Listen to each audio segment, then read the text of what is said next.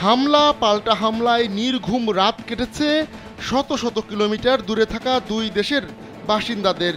ইসরায়েলের নিখুঁত হামলার জবাব ইরান দিয়েছে মিসাইল আর ড্রোন বৃষ্টি দিয়ে। ইরান হামলা শুরু করতেই কিছুক্ষণ পরপর ইসরায়েলে শোনা যায় সাইরেনের শব্দ। প্রাণ ভয়ে রাতেই পালিয়েছেন ইসরায়েলের প্রধানমন্ত্রী বেনিয়ামিন নেতানিয়াহু।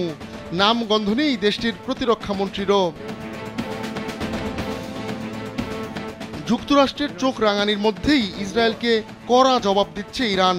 দেশটির মিডিয়ার দাবি, ইসরায়েলের দিকে শত শত ক্ষেপণাস্ত্র নিক্ষেপ করা হয়েছে।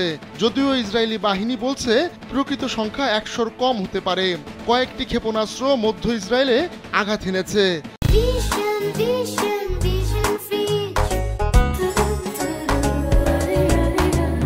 এরই মধ্যে তেল আবিব ও জেরুজালেমে বড় বড় বিস্ফোরণের শব্দ শোনা গেছে। ইসরায়েলি বাহিনী জানিয়েছে তেল আবিবে একটি ভবনে ব্যালিস্টিক ক্ষেপণাস্ত্র আঘাত এনেছে। অন্যান্য শহরেও আঘাত এনেছে ক্ষেপণাস্ত্র। উদ্ধার অভিযান চলছে, আর সেই অভিযানে অংশ নিয়েছে হোম ফ্রন্ট কমান্ডের সৈন্যরা। রাতে ইরান ইসরায়েলের দিকে কয়েক দফায় ব্যালিস্টিক ক্ষেপণাস্ত্রের ব্যারেজ নিক্ষেপ করেছে, যার ফলে ইসরায়েলের বিভিন্ন অঞ্চলের মানুষ আশ্রয়ের জন্য ছোটাছুটি করতে থাকে। ইরানের হামলায় ইসরায়েলে এরই মধ্যে 60 জনের বেশি আহত এবং 1 জন নিহত হয়েছে। এর বাইরে ইরানের বিরুদ্ধে যুদ্ধজাহাজ পাঠাচ্ছে যুক্তরাষ্ট্র। ব্যালিস্টিক ক্ষেপণাস্ত্র প্রতিরোধে সক্ষম ধ্বংসকারী যুদ্ধজাহাজ ইউএসএস থমাস হাডনারকে পশ্চিম ভূমধ্যসাগর থেকে পূর্ব ভূমধ্যসাগরের দিকে যাত্রা করতে বলা হয়েছে। ইরানের হামলায় ইসরায়েলের 2টি যুদ্ধবিমান ভূপাতিত হয়েছে। পরে যুদ্ধবিমানগুলোর একজন নারী পাইলটকেও আটক করা হয়েছে।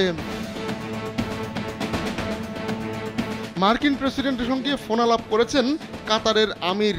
উত্তেজনা হ্রাস এবং কূটনৈতিক সমাধানের প্রয়োজনীয়তার উপর জোর দিয়েছেন তিনি। ইরানের রাজধানী তেহরানের মেহরাবাদ আন্তর্জাতিক বিমানবন্দরে বড় বিস্ফোরণের খবর পাওয়া গেছে। এরই মধ্যে সেখানে আগুন ধরে যায় এবং কালো ধোঁয়ায় আশপাশ আচ্ছন্ন হয়ে পড়ে।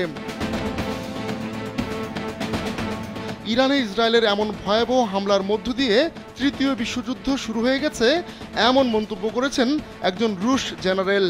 51 বছর বয়সী আপ্তি আলাদিনভ নামের ওই মেজর জেনারেল রাশিয়ার সামরিক বাহিনীর বেশ প্রভাবশালী কর্মকর্তা। আর ইরানের সর্বোচ্চ নেতা আয়াতুল্লাহ আলী খামেনি বলেছেন, সম্মুখ যুদ্ধে ইসরায়েলকে মোকাবিলা করার জন্য ইসরায়েলের সামরিক বাহিনী প্রস্তুত রয়েছে। কঠোর প্রতিশোধ নেওয়ারও হুঁশিয়ারি দিয়েছেন তিনি। আহমদুল্লাহ শিকদার, কালবেলা।